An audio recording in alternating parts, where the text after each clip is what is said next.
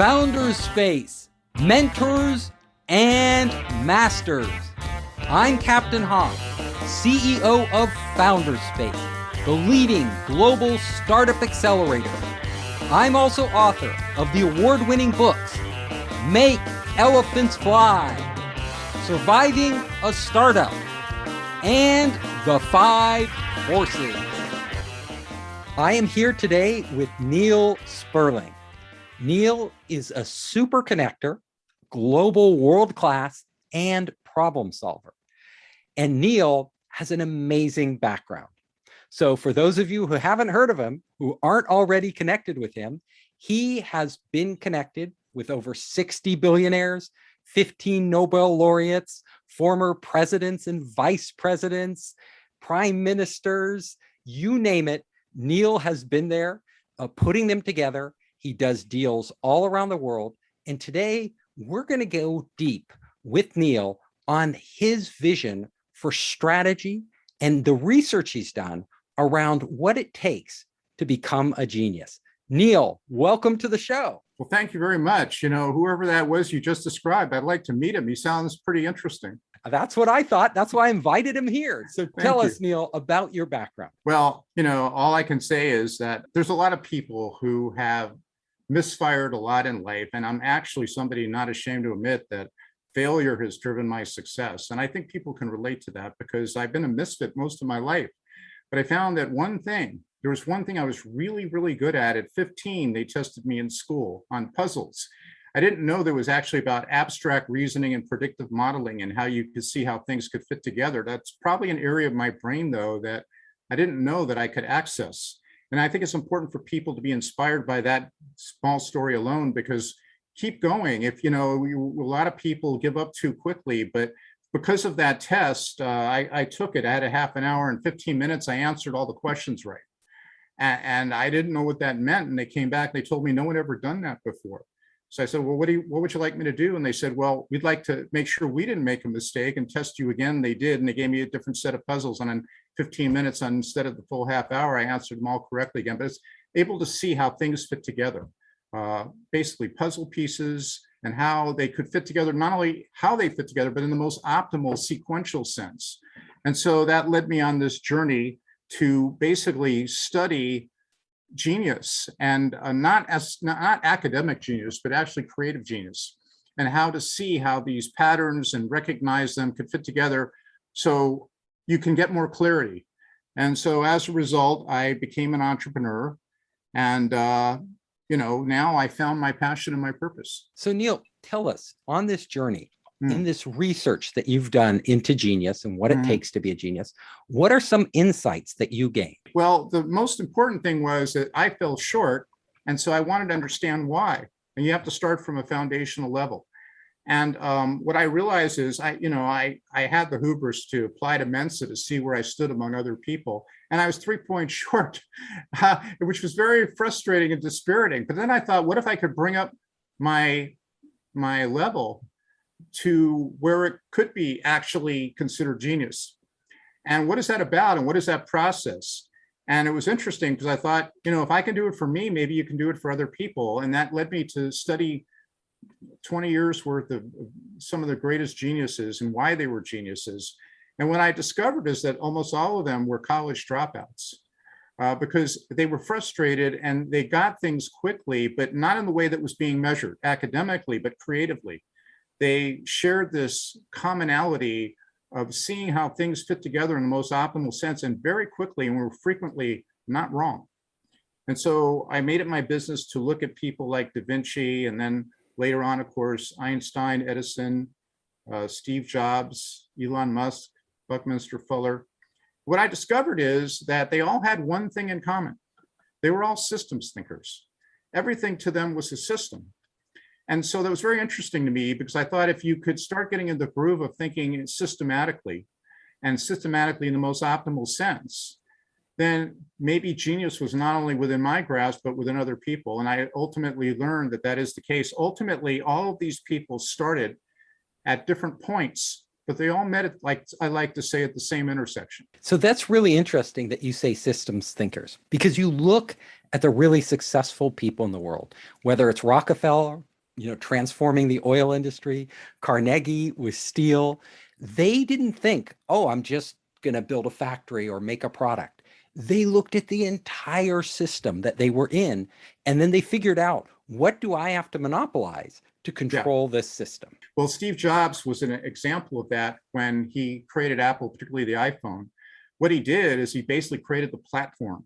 And then he looked at all the applications that people had, and it's just a matter of putting all those applications in one place and making it easy. The other thing I was reading about Steve Jobs, even this week, it's the 10th anniversary, as you know, of his passing, and there's different articles that are and will be coming out.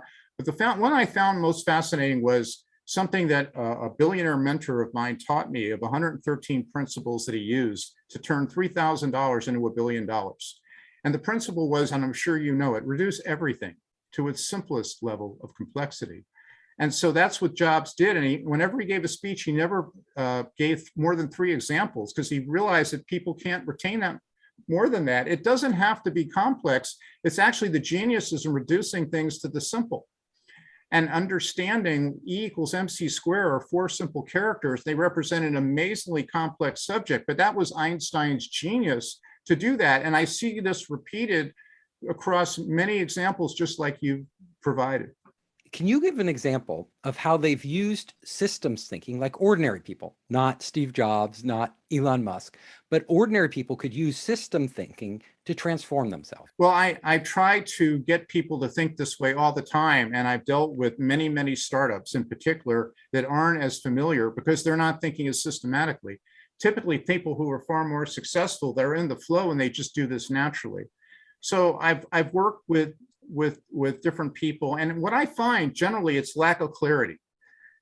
So they may think that they're on step 2 when they're really on step 1, or they're on step 5 and they're really on step 2. And so the thing that I've learned with systems thinking, just to speak on a more broader level, which hopefully can help people in your audience, is that you need to look at everything, weather systems, human systems, everything is a system. Love, dishonesty. There's systems for all of these things, and some people happen to be pretty, really good at these different systems.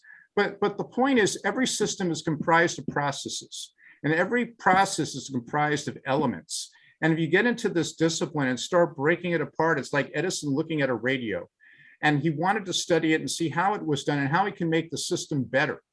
And so any small business person, if they do that, that's the first half of the sandwich, as I call it. The second half is sequencing it properly. When you have the optimal system and the optimal sequence, you have an accelerated result that you can go out with a competitive advantage and knock down all the barriers. Yeah, I see this with companies, with startups all the time too, that I coach.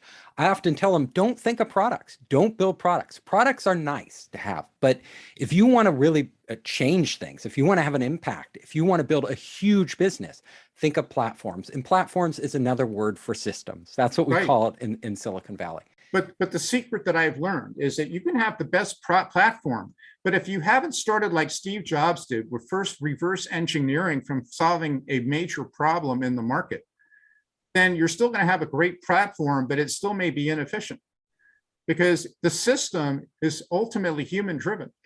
And so the system has to be designed to solve human problems and human challenges in a very honest, authentic way. And that's another thing. I find a lot of people are in denial. They don't want to admit their mistakes or their weaknesses, but to design the best system, you have to get that all out on the table, and you shall know the truth and it will set you free. Yeah, just having a platform per se isn't enough if it doesn't meet the needs of people out there and actually work for them.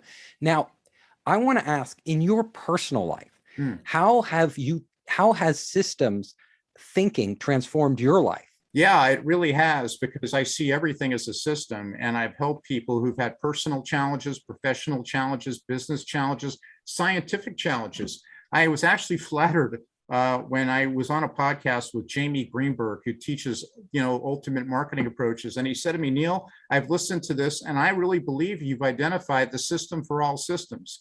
And it was profound because I hadn't really thought about it that way. But as a result, I apply this kind of thinking in every area of my life, whether it's finding the perfect partner, or I happen to be a bachelor, finding the optimal woman for me and the relationship. So how do you do that? Tell me, what systems thinking when it comes to finding the right partner in life? Generally, I'll stretch and broaden that out a little bit. For partnerships, it's about values.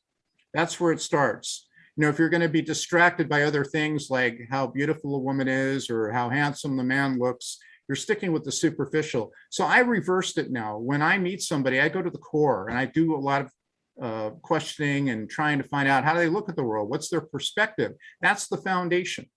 And if you can build a solid foundation, you can then put up the house and then put up the roof, because everything has a sequence. So I really like to get to know people and how they look at things and how they look at the world. I actually have told people, it also gets into honesty or dishonesty, which is really about dependability. So if you're looking for the optimal partner, you want to know you can depend on them. So I broke that down. I spent typically about 3 days thinking of what I call about the obvious, but I spent a lot of time to try to become the greatest expert that I can be or show up to be in each category or each subject system. So with honesty and dependability, which is the basis for the strongest partnership you can have, I figured out there's 4 corners of the person, just like there's 4 corners of a contract. You can have somebody who has great integrity, but if they don't have great judgment, can you depend on them? And if they have great integrity and great judgment, but they don't have great habits and they say they're going to do something and they don't show up or follow through, can you depend on them?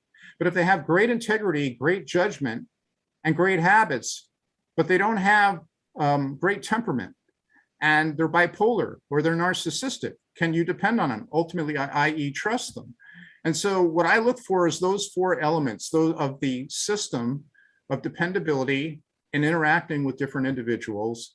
And provided they have relatively high level, because none of us are perfect, but it also can help somebody who's in business to know who to supervise and in what area just by having that clarity. It makes a huge difference. And you just laid it out very clearly, getting these core traits of the other individual so that you really understand them, really understand if they're compatible with you, if they're the type of person you want to spend the rest of your life with. And doing that up front can save people so much time. Almost nobody does this. I did have a friend, though. He's very analytical. He worked at McKinsey.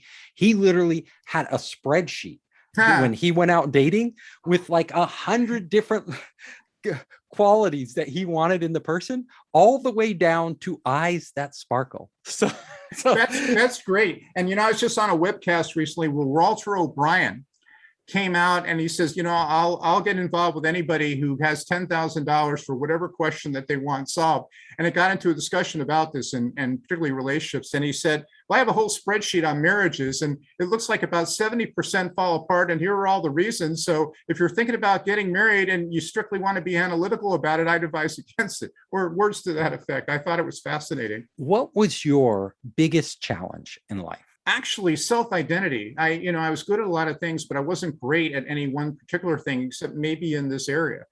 And I didn't know that you could turn it into a career because the Department of Labor doesn't exactly have a code for this, but basically anyone who has a challenge and they're too close to their own puzzle, I seem to be pretty good with stepping into it. The second thing was more of a spiritual oddity that I tell people, and I don't always share this, but 5 years ago, I was deaf. I lost my hearing spontaneously and suddenly, and no doctor could help me.